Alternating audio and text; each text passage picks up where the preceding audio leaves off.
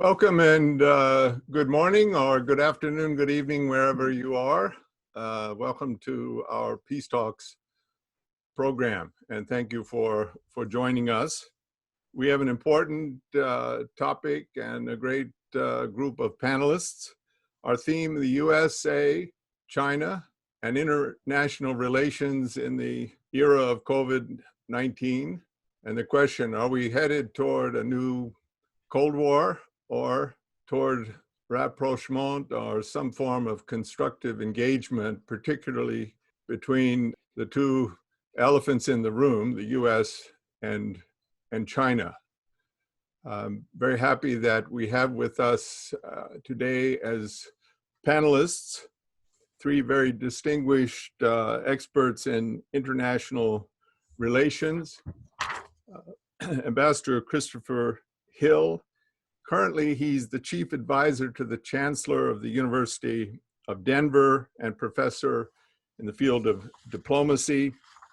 He served as Assistant Secretary of State for East Asian and Pacific Affairs, 2005 to 2009, and ambassador in several posts, Iraq, Korea, Poland, Macedonia. He was notably head of the US delegation during the six-party talks on the North Korean nuclear issue, 2005 to 2009, and recently published an article that appeared May 11 in Foreign Affairs about USA policy vis-a-vis China in particular. We also have Professor Nancy Wei. She is the chair and associate professor in East Asian and Pacific Rim Studies at the University of Bridgeport and teaches in East Asian and Pacific Rim Studies, master's program, international political economy and diplomacy, and published on issues related to the South China Sea, another very hot topic, US-China relations, East Asian political economy, and cross-strait Taiwan-China issues. Honorable Werner Faslabend is with us from Austria. He is president of the Austrian Institute for European and Security Policy. He served as Minister of Defense in Austria from 1990 to 2000, and member of parliament from 2000 to 2007, was president of the Political Academy of the Austrian People's Party, 2004 to 2015. So we have excellent panelists with us this morning. There's a technical difficulty with Ambassador Hill, and ordinarily he would have led off in this program this morning. I will take the liberty of saying a little bit about his paper that appeared in Foreign Affairs to kind of kick off the discussion until he joins us. The title of the article is, "What Does Washington Want from China?" ? And then he says, pique is not policy. Pique as P-I-Q-U-E, which means being irritated or upset or angry with China isn't a very effective policy. He also uses a term that the administration has discussed such matters as decoupling from China, pulling away in terms of businesses, and in some ways not engaging in this kind of rapprochement or constructive engagement, and that the US, in being mostly talking about withdrawal or decoupling, is not providing leadership at this time. It's more of an inward turn, and that China also is capitalizing on that circumstance.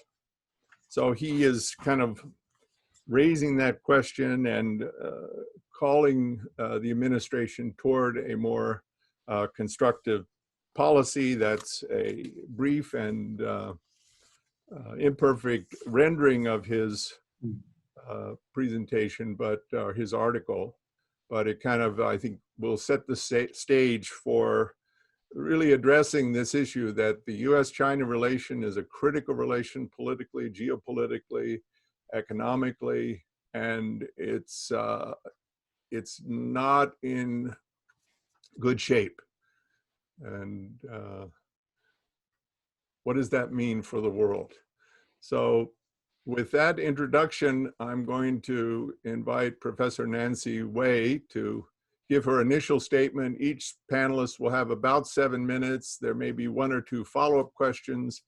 And then at the end, we'll have a question and answer period with questions from the audience that have been submitted to peacetalks@upf.org. Professor Wei. Thank you. I want to thank Dr. Thomas Walsh for involving me in this exciting panel.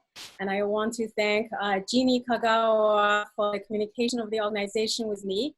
And it is a great honor to participate in the same panel with Ambassador Christopher Hill and Ambassador Dr. Werner Faslaben. And the topic is very timely, and it gives me great pleasure to join you for today's event.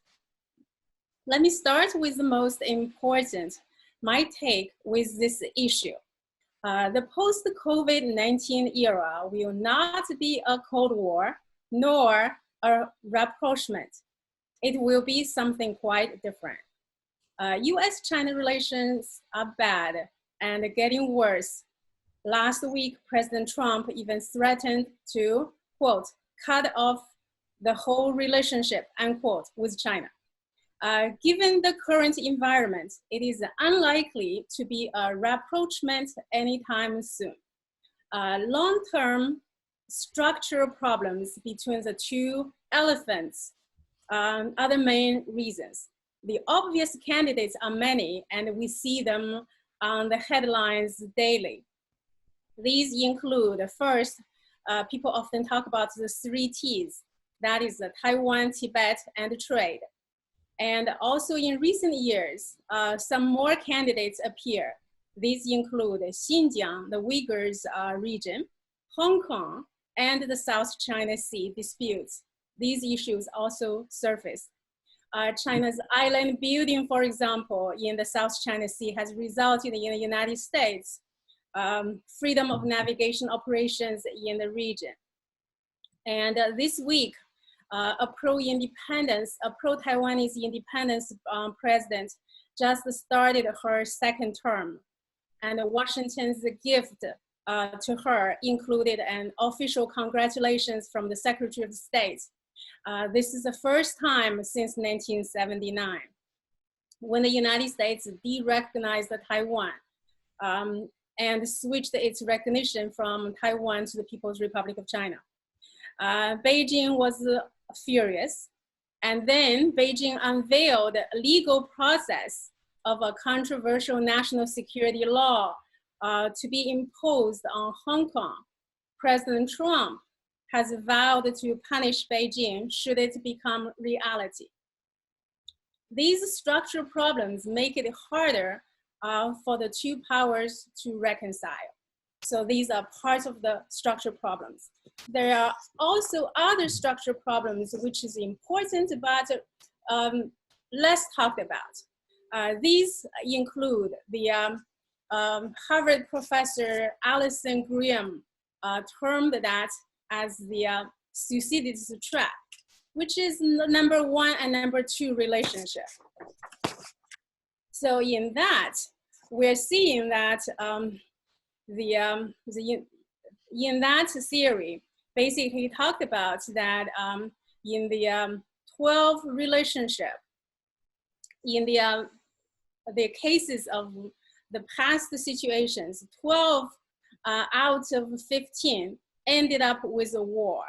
So with the United States and China ended up the relationship like that. We are not very sure about it. So that relationship, the number 1 and number 2 relationship, is very difficult. It's another part of the structured relations, which is not much talked about. So what I wanted to mention is that because of these relations, we ended up with two countries that often see each other as strategic competitors. And so this, to me, it's very unlikely there is going to be rapprochement. But if rapprochement won't come about, will that be a Cold War-like or a Cold War redux? I think it's very unlikely either, because during the Cold War from 1947 to 1990, there were two antagonistic blocs that targeting each other, which is the NATO, militarily, one side has NATO, the other side had the Warsaw Pact. Economically, the United States supported the free trade and European integration, and in the Soviet side, they supported the Comecon, and that is mutual economic assistance with each other. So in social economically, each saw each other as the arch enemy. And one side supported capitalism, the other side supported the communism. And now we don't see that existing in the US-Chinese relationship. So we are seeing that China buys the products, such as US products, such as computer software and their chips, and also agriculture products. On the other hand, the United States buys goods from China, mostly like most of our clothes are made in China, and most of our chemicals we use for production were made in China. And China made the hardware of our phones, computers, TVs, etc. So this makes it the deeper connection between the two societies is also fundamental, such as we're seeing many Chinese tourists come to the United States. They see visiting the US as a badge of honor. And many families in China save their lifetime in order to send their children to the United States for a study. The Chinese societies admire the United States, admire its achievements in the US has made in its 240 years. So that is fundamentally different. Unlike during the Cold War, the Soviets often despised the United States in their propaganda. In China, and from the top leaders to the deep society, the societies, everyone seems to admire the United States, admire what it has achieved. So in that sense, we are seeing a quite different picture. And the United States, in our universities, we welcome students from China. And we cherish that opportunity to be part of those forces that educate China's next generation. So these give us quite different situations. And also in the Chinese official politics, they have coupled some values that includes freedom and democracy, and also, and I did a study and to analyze the 12 sets of values reflected on the government documents and the street posters. And I noticed that amidst such universal values of prosperity, integrity, patriotism, dedication, friendship, these values also highlight three traditions. They include the communist cherished values such as equality and justice, and the Western values of democracy, freedom, and rule of law, as well as the Confucian moral of harmony and civility. Further, we're seeing China is alone in this. Unlike the Soviet Union, which posed its system, China is alone in its fight with the United States. And also because of this complexity of a number one, number two relationship, this subtlety in the psychology, most countries which are our allies during the Cold War are unlikely going to be there to support us wholeheartedly. So if the US started a Cold War, we are most likely going to be largely alone. So that's why finally I want to mention that globalization will continue despite the hostile relationship between the United States and China, partly because of the technology. In the 1990s, only states and multinational corporations could participate in globalization. Nowadays, anyone with a computer and internet, a Zoom, and can participate in globalization. So my conclusion is a post-COVID-19 era will not be a Cold War, nor a rapprochement. It will be a contentious coexistence. Globalization and multilateralism will continue. Thank you. Well, I like that term, Professor Wei, contentious coexistence. Very interesting. Well, thank you for your presentation. Very, very helpful. I learned the 3 T's this morning from you, as well as the other hot topics coming out of the National People's Congress vis-a-vis Hong Kong and, as you mentioned, the Taiwanese election recently.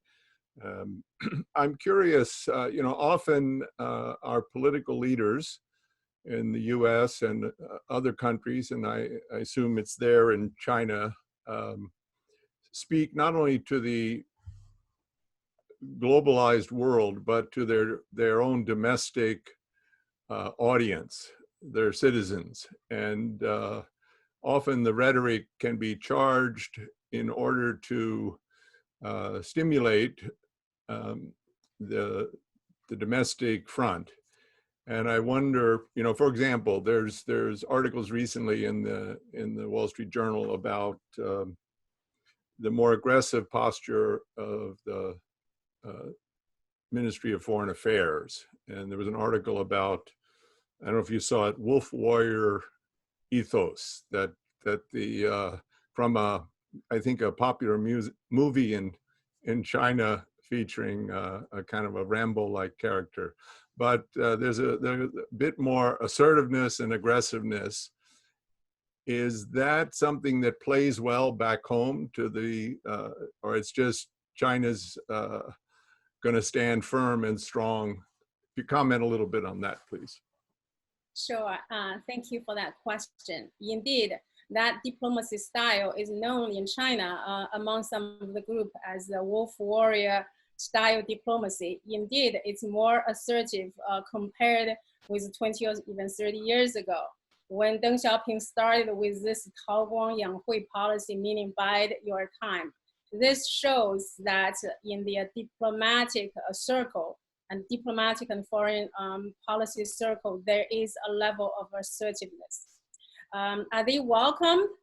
Certainly, I would say most Chinese people actually support that style because somehow they viewed that the 30 years of Deng Xiaoping's diplomacy style of bide by your time, China had taken a lot of hit domestically. Many people send appeals to the foreign ministry and to basically said that they should strengthen their bones, meaning they don't have any bones in diplomacy. So repeatedly they send appeals to ridicule the Ministry of Foreign Affairs for being supple or supine to Westerners.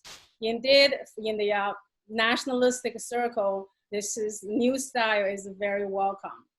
And I noticed also when the foreign ministry spokesperson Zhao Lijian, when he accused the United States for being the source of the virus, and the Chinese ambassador to the United States quickly distanced himself from that argument. He said that's just his own personal opinion. Well, thank you, Professor Wei. I think we'll move on to Werner Faslabend.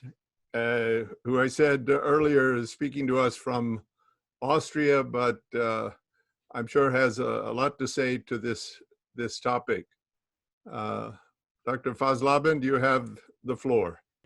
So thank you very much for the invitation and a very cordial hello to Professor Wei and to the audience. Maybe before I speak a little bit about the relationship between United States and China, I want to make a few remarks on the overall situation. This is a real global crisis. Of course, it's probably the heaviest economic crisis for the last 100 years. And what makes it different to past situations is that in the moment the whole world is inflicted. America, the same as Europe, as China, Asian and African countries. And therefore, there's no engine to pull the global economy out of this situation. And this, of course, also will have consequences. One of the consequences will be that, of course, economic recovery will be the #1 topic, will be #1 priority for everybody in America, in Europe, and in China. And this will mean that we have the same priorities, but we will have different ways. Europe will do it in a different way to the States, and also China will do it in a different way. We certainly will need a new deal.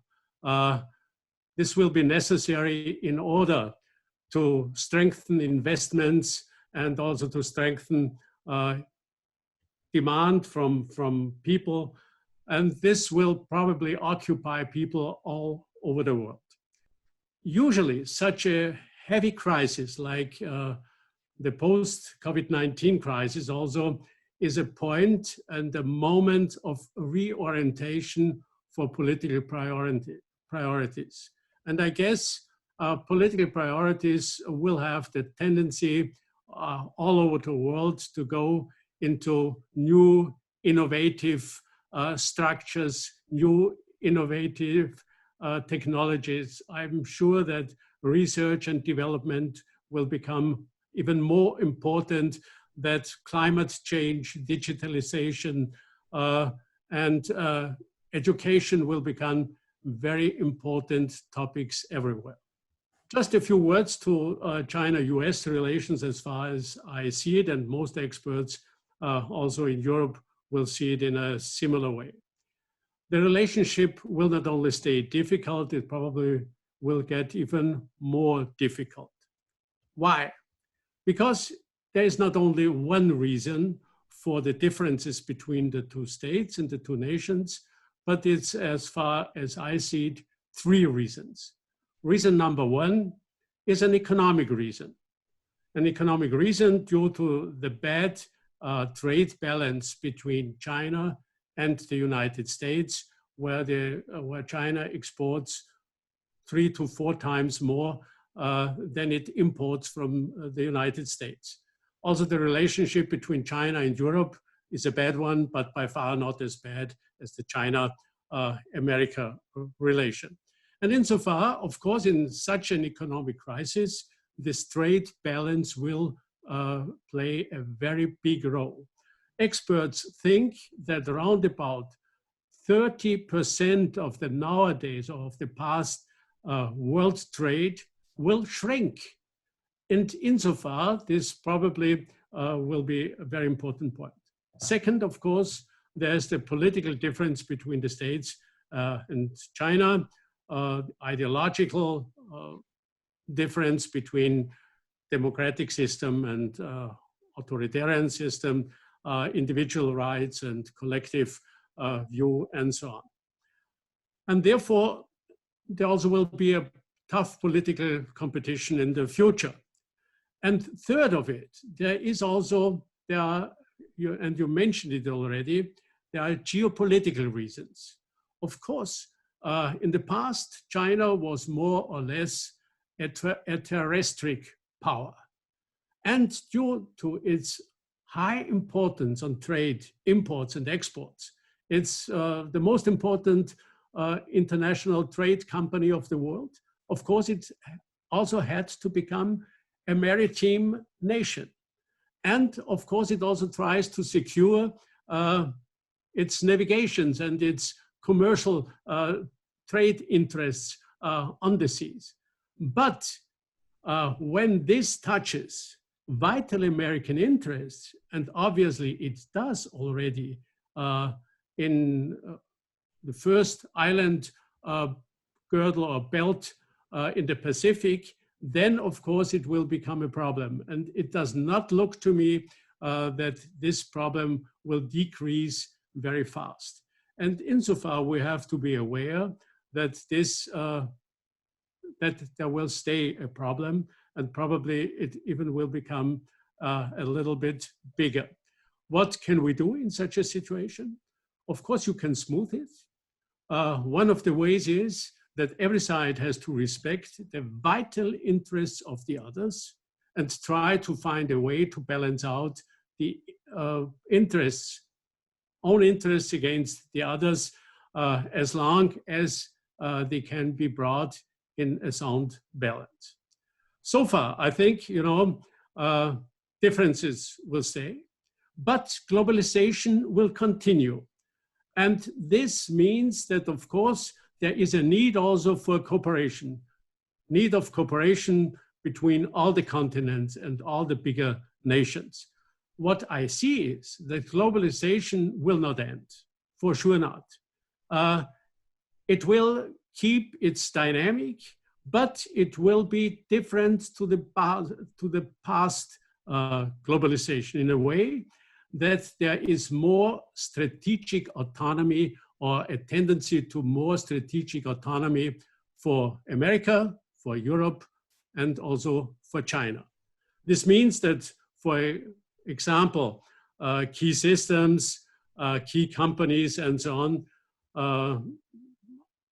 will be on the stage when there are discussions and when there are interferences from outside, and that states will try to back their bigger companies, to back technological interests and so on in the future.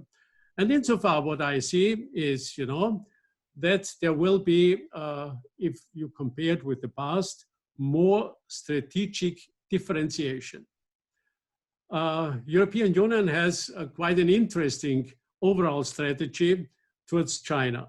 It's not a very clear strategy due to the fact that European Union is a union of 27 members, and of course, it's not so easy to bring the interests so clearly together. And therefore, it states its relationship with China as a strategic partnership. On the one hand, a strategic partnership, but also it is competition. And third of it, it is also systemic rivalry. And if you ask me, the tendency probably will be between United States and China also to think not only within one dimension, but within 3 dimensions. And I guess then, of course, you will get a new strategy from both sides. Thank you, Dr. Faslabend. And we're really getting some good terminology here. I am happy that Ambassador Hill is with us. I'll introduce him in a moment. And you spoke about systemic rivalry, strategic competition, and I'm wondering on the issue, so in some ways, one way of looking at the world is that the US has been a kind of global hegemon, and perhaps that's this Thucydides trap thesis that there's competition to take that role between the first and second power. But do we see a world without that kind of hegemonic power? You talked about kind of the Eurosphere, the USA sphere, the Chinese sphere, and perhaps there's an emerging Africa sphere. Is that too idealistic? Personally, I do not see really a multipolar world. I guess that practically every system does have the tendency to one polar. There's somebody who has to define more or less the system, who has to make the rules. Of course, when you have two partners that are very strong and have about the same size or the same strength, then you have to try to find out. But then this also means competition.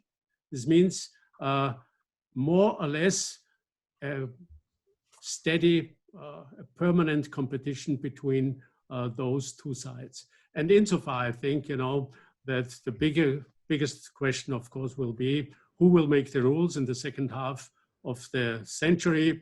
What will be our system? What will it look like in the second half?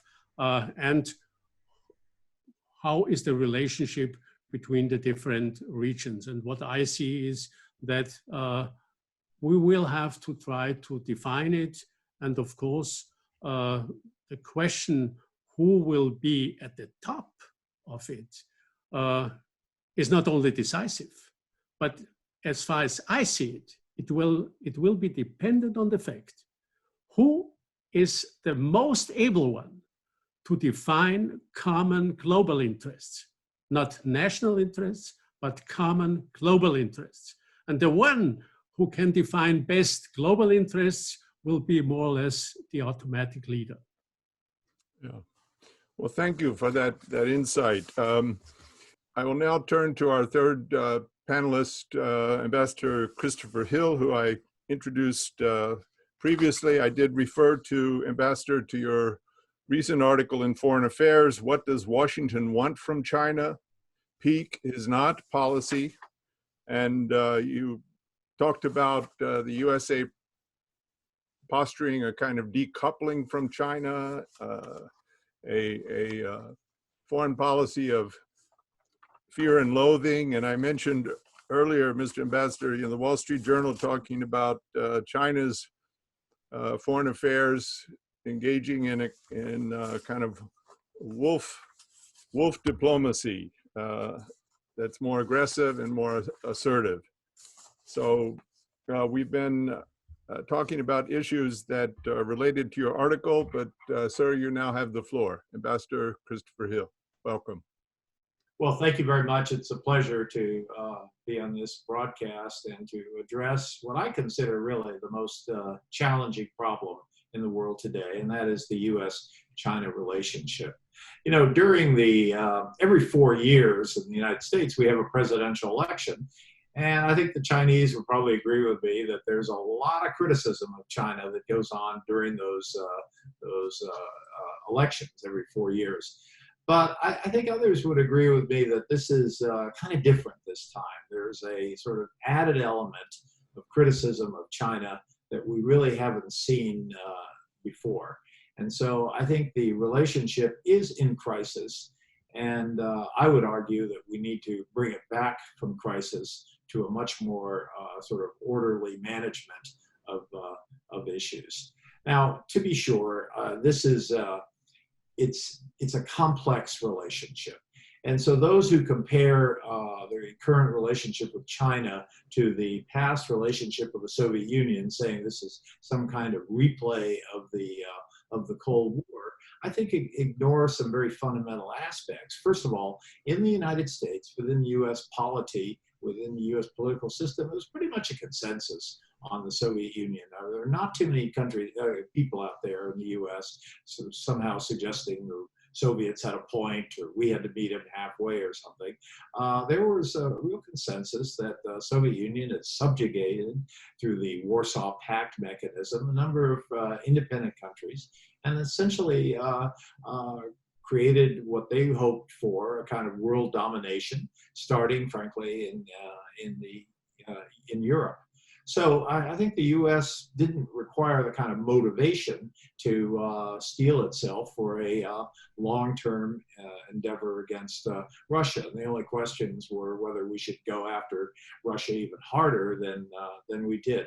I think this China situation is much different. It's much different because unlike the US-Soviet relationship, we have a tremendous interest in China's economy, and China has a tremendous interest in our economy. We have no interest in weakening the Chinese economy, nor do they have any interest in weakening the US economy.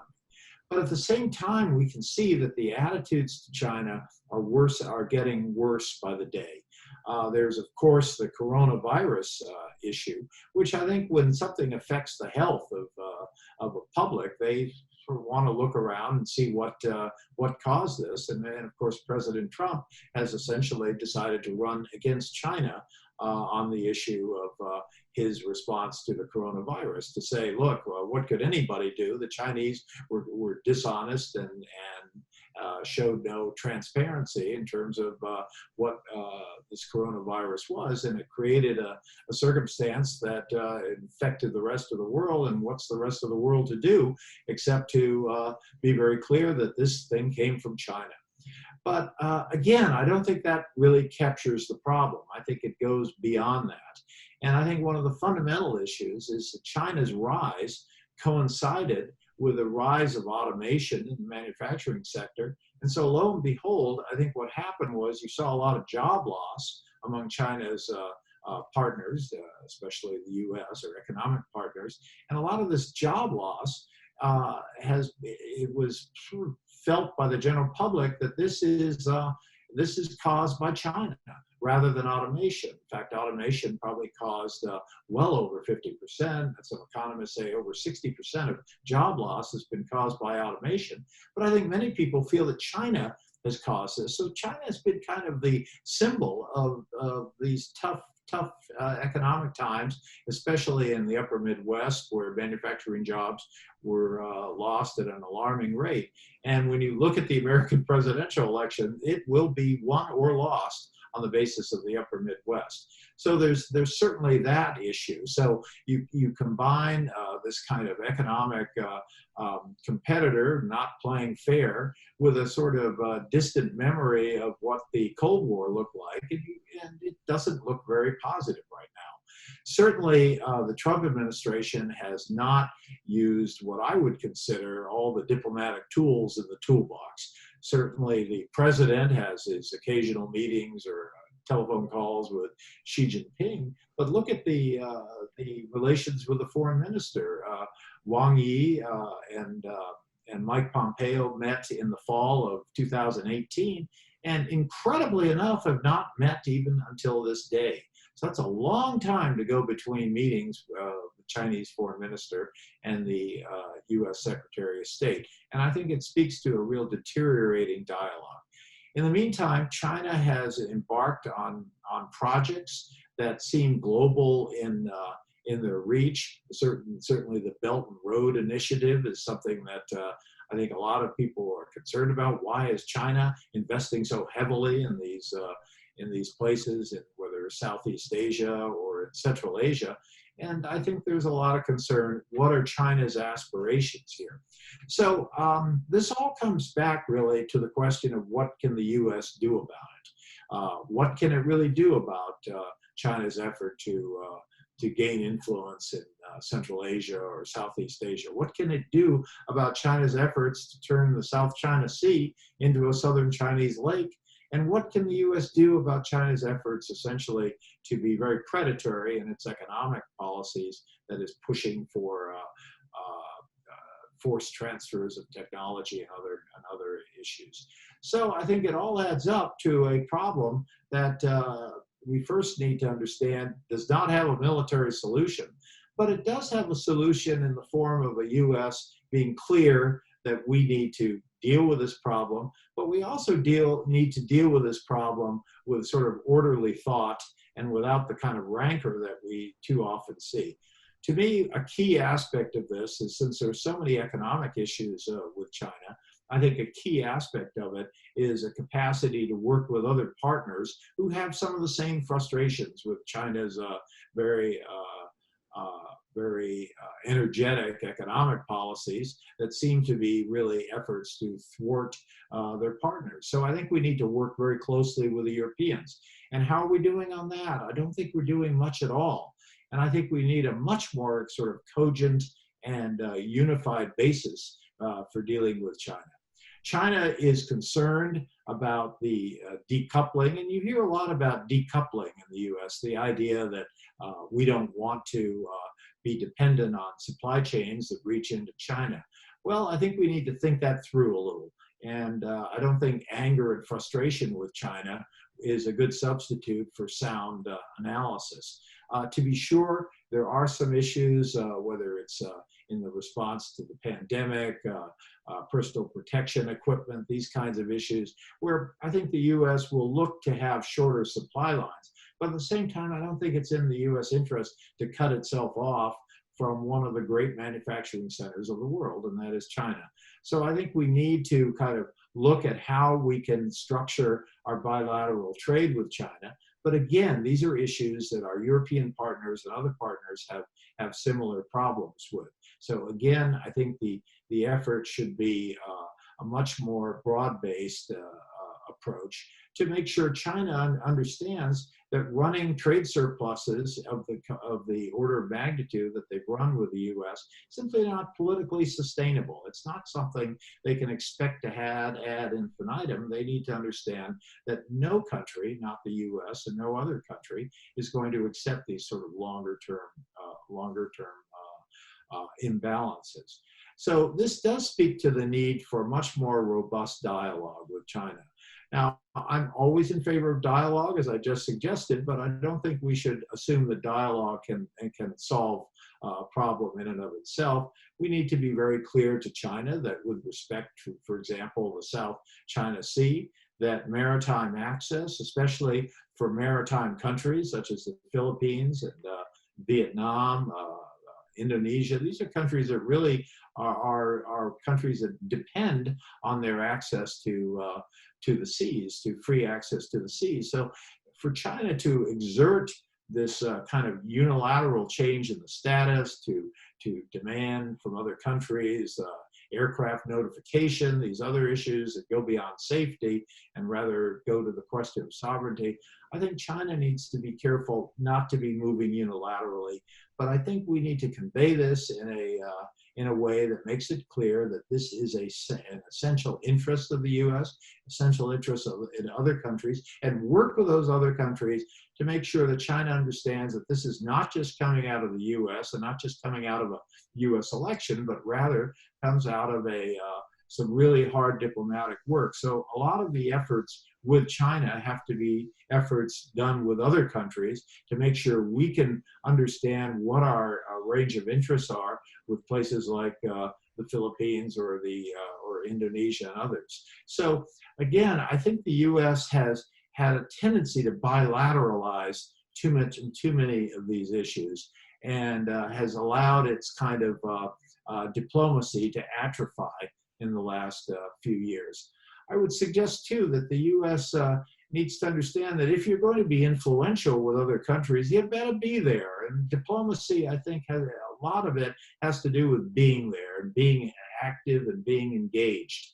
And so when I see a diplomacy that is kind of left in limbo, where it's very clear that our focus is on our domestic issues and not on our diplomacy, we are weakening ourselves and really opening the door to more Chinese efforts to ingratiate themselves or through whatever means to create circumstances where we lose our leverage and lose our influence. And this, I think, goes to the heart of the matter. The current U.S. administration has taken the view that the U.S. is overextended, the U.S. is doing too much for too many other countries, the U.S. has not gotten enough in return, therefore the U.S. needs to kind of withdraw.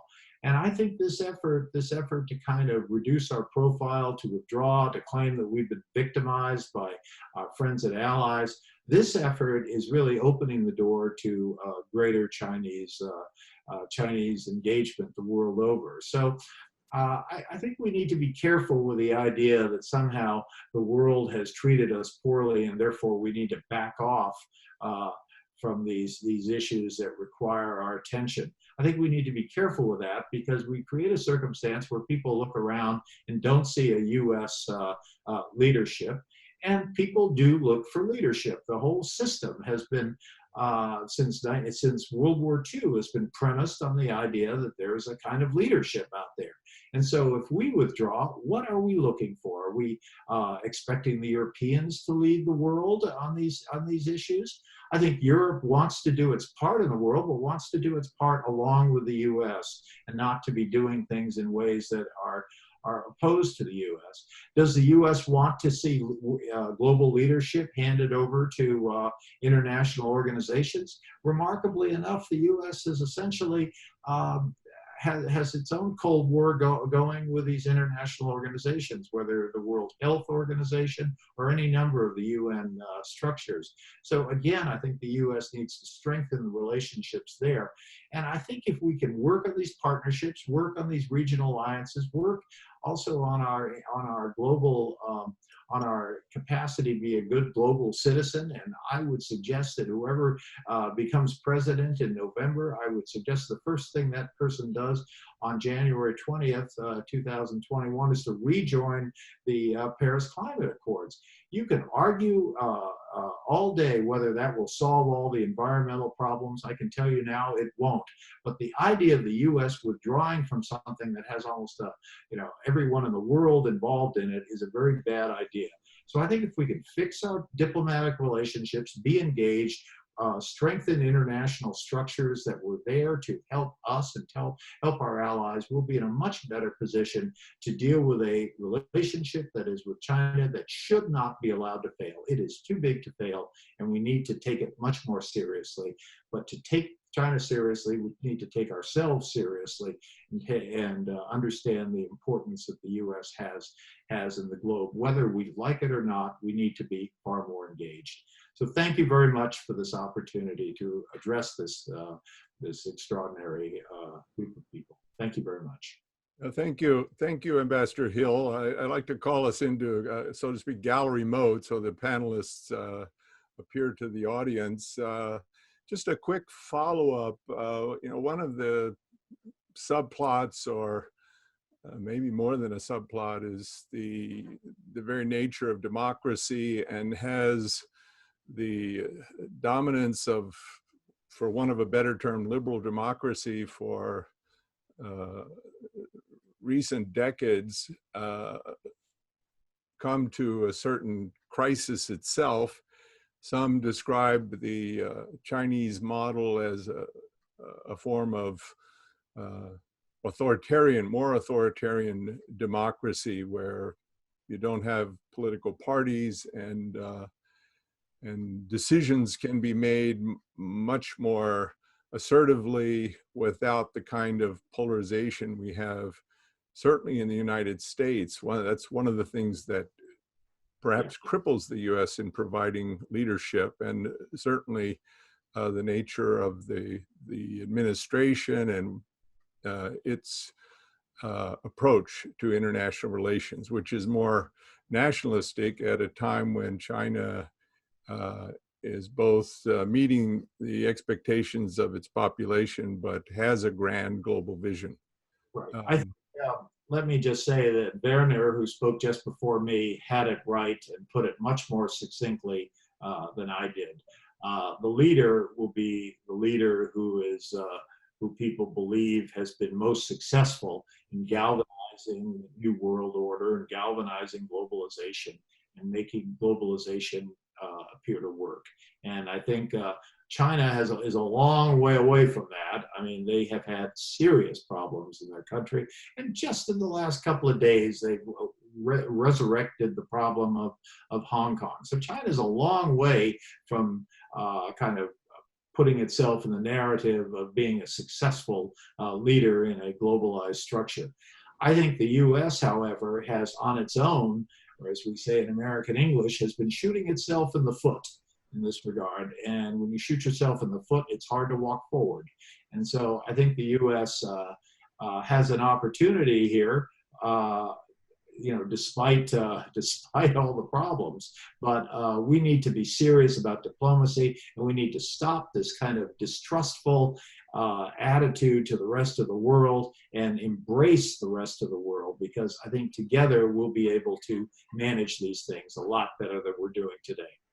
Well, thank you. I'd like to invite our two other panelists, if they want to respond or ask a question of Ambassador Hill or comment on each other. So just for a few moments, a little dialogue among the panelists, and then we're going to go to, we have about 250 viewers, and they're chatting away, and they also have submitted questions. So just a moment, if Professor Wei or Dr. Fosleben, if you want to respond to Ambassador Hill or to, yes, Professor Wei. I wanted to say that I really enjoyed the two ambassadors' points of view, and I want to thank you for sharing your thoughts. It's really well stated, and I especially like Ambassador Hill's article, and I also enjoyed your conversations about, and I wanted the United States to be the leader of the world. And in fact, I do not think China is really able to provide that level of global leadership. That's so I think the most important part is that we need to get our house in order. Because of the polarization here and different interests competing for different policies. So as a result, it looks like our policies, making is quite chaotic. So I do think we need a lot of work in that area. So just wanted to thank both of you for your points. Yeah, thank you. Yeah, there were a few questions from the audience also. What was happening in Africa and in other countries? Of course, China has managed more or less to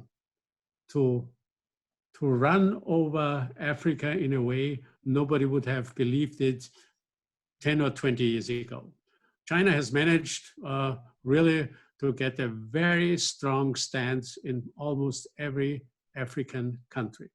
And this is not just by chance. We also have to learn what they did, because many times we are by far too much sophisticated, we are not clear enough, and we maybe try to teach too much and not to respect, and to respect too little from other people. This is, so far we have to learn. But I really can agree with Ambassador Hill, global interdependency will not decrease. It will increase furthermore. And insofar, we have to try to find common solutions and common ways to manage those problems. Of course, also, globalization always means sometimes rising problems between 2 or 3 partners. This will come out, but we have to try to find ways to do it, because the interdependency will not become less. Thank you. Any rejoinder, Ambassador Hill? Well, Winston Churchill said about the Americans, we usually end up doing the right thing after we've exhausted all the other possibilities. So I think that's kind of where we are about now. Okay, I'm going to invite Dr. Bill Selig to step in and share a few of the questions. I regret we won't be able to get to all of them. I think there's a lot of questions. But Bill, if you'd introduce the first question. And I'd ask the panelists to respond as you like, not for every question do all of you need to respond, but keep them relatively short, because we don't have a lot of time left, and we'd like to at least get to a few questions. Yes, thank you. Ambassador Hill, there's a concern about the relationship between Korea and Japan. This is from Dale Garrett. The U.S. ambassador to South Korea is Japanese American and seems to be siding with Japan over the disputes. How do you think the U.S. and Europe can help in the relationship? Well, I think a good relationship between those two democracies in Northeast Asia is important to them and important to us and important to regional stability. I do want to push back, however, on the idea that because we have a retired four-star admiral as our ambassador there, that he is making bad decisions somehow because his mother was Japanese. I don't think that is the case at all. I think he is doing his best to follow U.S. policy. Certainly there's been some, in Washington, there's been some frustration on the overall issue, but if I were in the position I was in some 10 years ago, I would be trying to talk to both sides and trying to calm people down. You know, people make better decisions when they're calmer. That's true of just about everybody. And I think there has been the problems between South Korea and Japan have been allowed to fester for too long. And I think the U.S. should be more engaged because it is something of great interest and importance to the U.S. Thank you, sir. To Professor Wee, this is regarding the origin and the cause of the COVID-19. Do you think that we can get to the bottom of this? Can we figure out how it all happened and who's to blame without causing or damaging the relationship between the U.S., the free world, and China? Thank you for this question. It reminds me of the 1918 Spanish flu. It is still called Spanish flu, even though it started in the United States. And more than 100 years has passed. And still today, we do not know where it's the true origins of these. And the Spanish people often feel they're still carrying that name of the derogatory name for their country. So I think here there are two issues. One is the science of virus. The other one is the politics of virus. These two are often mingled, and that makes it very difficult. In this case, I think it's the best to get the virus under control is really to leave the science to science and let politics out of it so that internationally we can work together to fight the virus rather than fight each other. Thank you. Honorable Fasloban, this is from a student. He's asking the question about China and the need for China to deal with North Korea as tensions are going up between China. How is this going to affect our ability to deal with North Korea? Well, I'm afraid this is a question that is too complex in order to be answered with just a few words. What I see, is that the situation of North Korea is a strategic factor in the relationship between America, China, South Korea, Japan, and even Russia, in a way that there cannot be an easy solution. So far, I really do not want to propose anything, what I think, and once again, I agree absolutely with Christopher Hill, is if you want to have solutions, even if it should not be in the moment, but in the future, then you have to seek dialogue. You need dialogue. And insofar, I think this was one of the best movements. It was probably, from my point of view, too early that the American president went immediately and personally to North Korea and met with the president. But I think the move to try to establish a dialogue at a very high level certainly was a good moment for global politics, and it will help in the future to find ways to ease and to soften the problems and maybe even sometimes to find a solution. Bill, maybe one more. Yes, for Ambassador Hill, do you think, this is from Mr. Mike Endicott, do you think that COVID-19 might be China's Chernobyl moment? I think China handled it poorly by all accounts. I think they are trying to learn the lessons of it. I suspect that in a future encounter with a thing like that, they're going to do better. I think China is a far more complex, adept, and reactive system than the Soviet system was. So I don't call it their Chernobyl.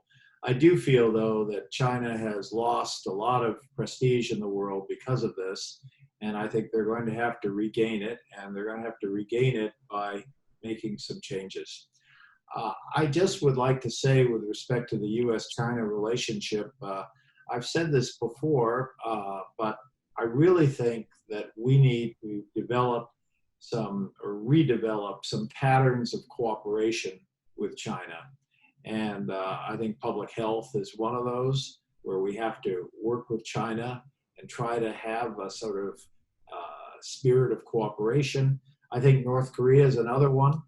I don't like the idea of, I know people say it's difficult to work with China. It is difficult to work with China. It is more difficult to work against China. And that's kind of the situation we put ourselves into with respect to COVID-19 and respect to North Korea. So I think it speaks to the need to kind of look at this from a broad strategy, policy sense, look at the relationship with China, and try to find ways to develop those patterns of cooperation, which can increase trust and can lead to more patterns such that we can regain a relationship that is conducive for our interest, China's interest, and frankly, most importantly, the rest of the world's interests.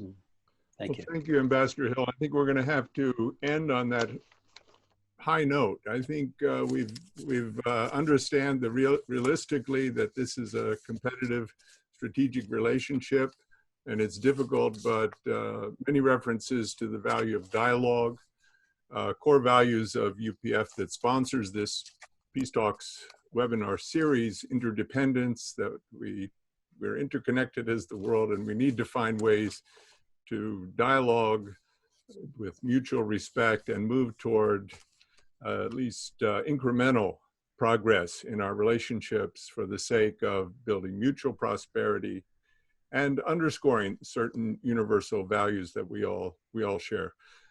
Fantastic panel. I have a stack of questions that we couldn't get to, and there's 60 comments and questions in the chat. So you stimulated a lot of interest, a lot of appreciation for all of you. We're honored that the three of you took time to be with us, and I think it really is one of our best. So thank you very sincerely, and look forward to the next time we can meet again. And thank you to all the audience. This will be posted on YouTube and the UPF website within a matter of hours.